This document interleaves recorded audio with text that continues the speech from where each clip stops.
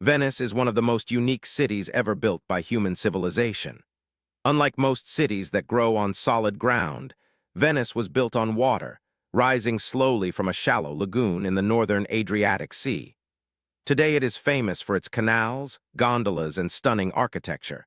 But in the year 1400, Venice was something even more extraordinary. It was one of the richest and most powerful cities in the world, a maritime republic that controlled trade routes across the Mediterranean and connected Europe to the riches of the East.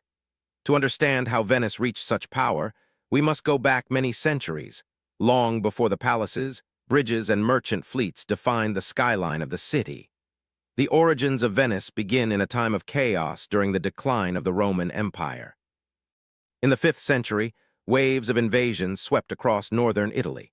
Germanic tribes such as the Visigoths, Ostrogoths, and later the Lombards moved through the region, destroying cities and forcing populations to flee. Many inhabitants of the mainland sought refuge in the marshy islands scattered across the Venetian lagoon. These small islands were difficult for invading armies to reach because the waters were shallow and constantly changing with the tides.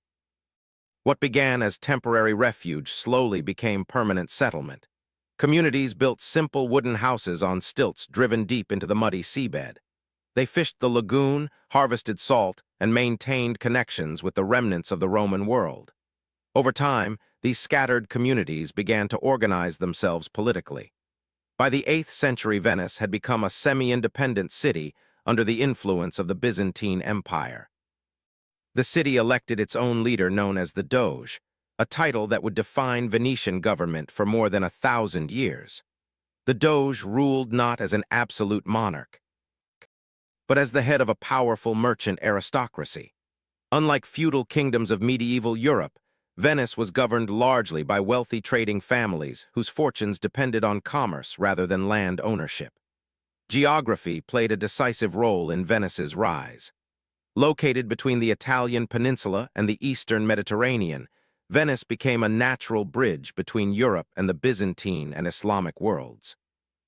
Venetian merchants sailed across the sea bringing back spices from Asia, silk from China, precious stones, perfumes, and luxury goods that were almost impossible to find in Western Europe.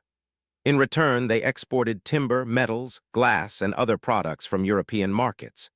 Trade made Venice incredibly wealthy. By the year 1400, the city had developed one of the most sophisticated maritime economies on Earth. Its shipyards were famous throughout Europe, especially the massive complex known as the Venetian Arsenal. This enormous industrial facility could produce ships at an astonishing speed for the medieval world. Thousands of workers labored there building merchant vessels and warships that allowed Venice to dominate Mediterranean trade routes.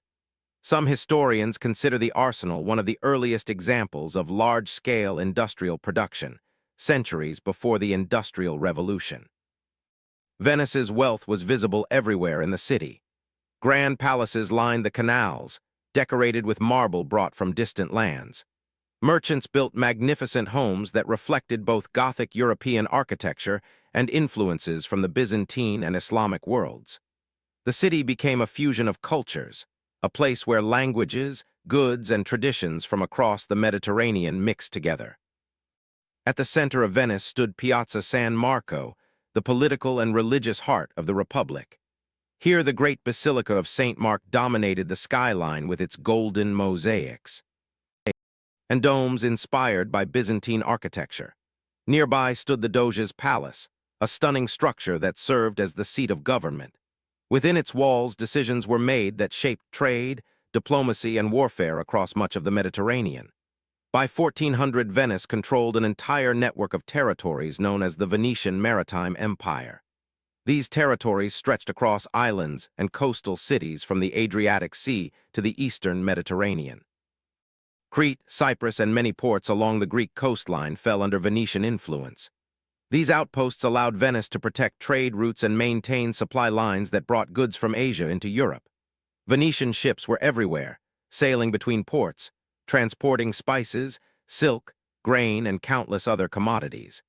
The city also became famous for its markets.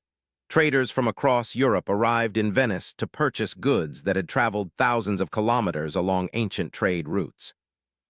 The famous Rialto market became one of the busiest commercial centers in Europe. Their merchants negotiated prices for spices, textiles, precious metals, and rare foods from distant lands. The economic energy of the city was constant. Ships arrived daily bringing cargo, sailors, and travelers from faraway regions. Despite its prosperity, Venice faced constant challenges. Its wealth made it a target for rival powers. The city had to defend its trade routes from pirates and competing maritime states such as Genoa.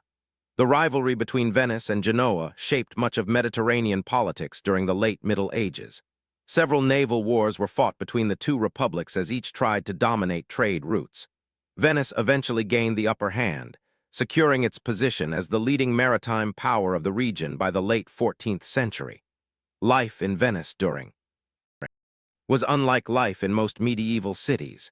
Streets were replaced by canals. Transportation happened primarily by boat. Merchants traveled through narrow waterways while gondolas carried people between neighborhoods. Bridges connected the islands and markets filled the spaces along the canals.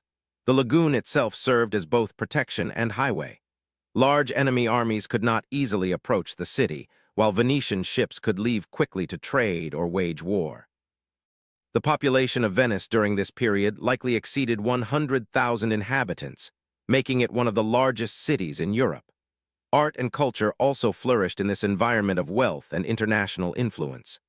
Venetian craftsmen became famous for their glass production, particularly on the nearby island of Murano. Murano glass was prized throughout Europe for its beauty and craftsmanship. Painters, architects, and artisans found patronage among wealthy merchants and noble families who competed to decorate their palaces and churches. Venice developed a distinctive artistic style that combined Eastern influences with European traditions, giving the city a unique cultural identity. Religion played a central role in Venetian society as well. Processions, festivals, and ceremonies filled the calendar throughout the year. One of the most famous events was the symbolic marriage of the sea, a ritual in which the Doge sailed into the lagoon and cast a ring into the water to symbolize Venice's dominion over the sea. This ceremony reflected the deep connection between the city and the waters that sustained it. The sea was not just a route for trade, it was the foundation of Venetian identity and power.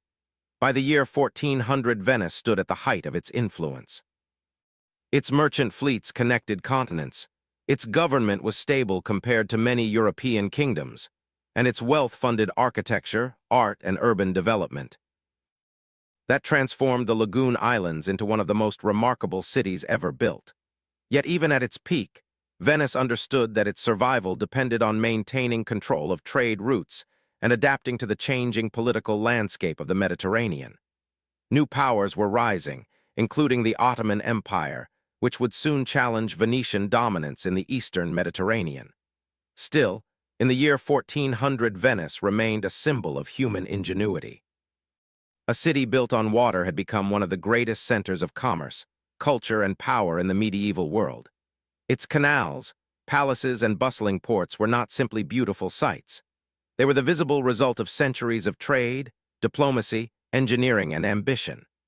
Venice proved that geography, when combined with determination and strategic thinking, could transform a fragile refuge in a marshy lagoon into a global center of wealth and influence. Even today, when millions of visitors walk through Piazza San Marco or travel along the Grand Canal, they are witnessing the legacy of that remarkable medieval republic.